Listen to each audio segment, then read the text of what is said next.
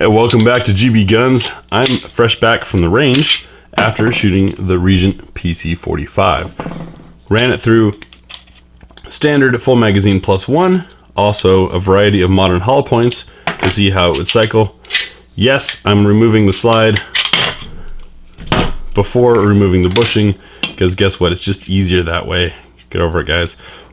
Anyways, the grouping was done with Sig's EPA ammo, which was not my best grouping, but I'll let you watch the footage and then afterwards talk about how the gun performed.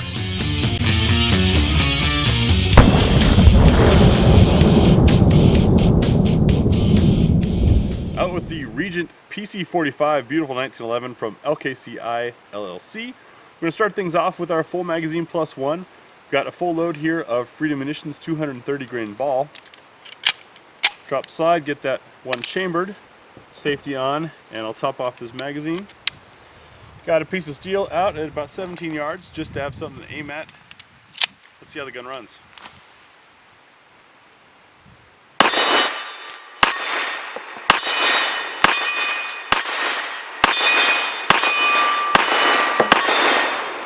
Ran flawlessly. So here's our lineup for the What's for Dinner for 45 ACP. Not a whole lot of variety in bullet weight, but there is indeed variety in bullet shape. So that's what we'll be looking at to see how it cycles. We'll start off, the heaviest is our 165 grain Hydra Shok. Then we've got a 230 grain, which of course is heavier. I'll swap that around. 230 grain Winchester PDX1 Defender, 185 grain Sig V-Crown, 185 grain Legend Pro, 185 grain Critical Defense, and the 185 grain Remington Golden Saber. For all of our ball ammo in the full mag +1, we'll be using Freedom Munitions. For What's for Dinner with the PC45, we're starting off with the Winchester PDX1 Defender. This is an interesting round because it's 230 grains, despite the fact that it's a hollow point, which means it's probably a pretty big bullet. Let's see how it runs in this full size 1911.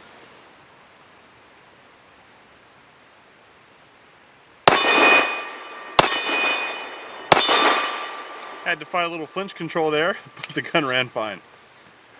Now moving a lot lighter, the 185 grain Elite Performance ammunition from Sig. This is claimed at a velocity of 995 feet per second.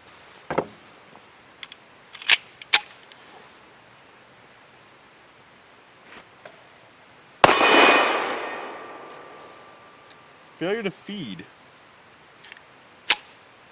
Racking it helped. And it ran from there.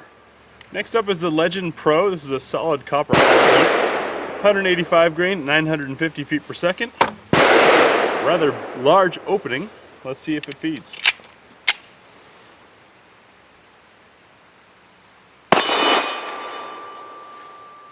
Failure to feed.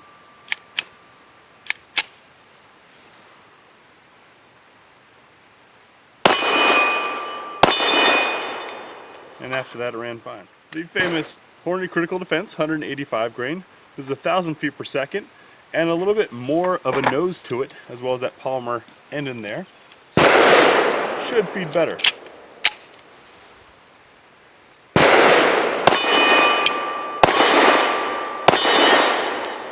Runs just fine.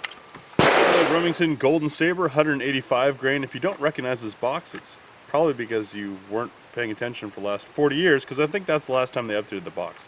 Anyways, 3 rounds of this. See how it runs in the PC45.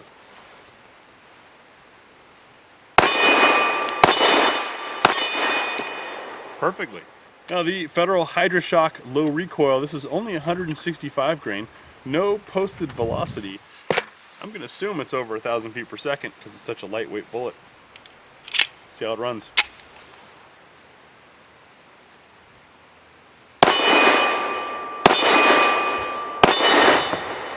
With authority. Yep. Now for 5 shots from 7 yards using Sig Elite Performance ammunition, 230 grain.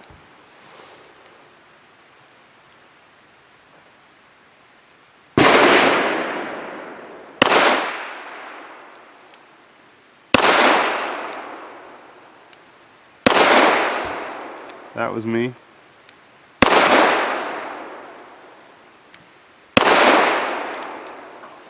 Kind of started mashing them, little flinch monster hitting. So what'd you think? Obviously, like I said, not my best work, but you know, it happens. I shoot, I'm a real shooter, I'm a real human being, and I show you what happens. But the gun was certainly plenty reliable. No fault to the gun on how my shooting did. Did have some feed failures that were with specific types of ammo, which is kind of to be expected in a modern, well, when you're running modern hollow points through an older design of a gun. So no fault there either. Let me know what your thoughts are. I'm going to continue to struggle on this. This is what I get for trying to put it back together the way that y'all like. It doesn't quite want to sit in there. I'm no Paul Harrell. Thanks for watching. Talk to you later.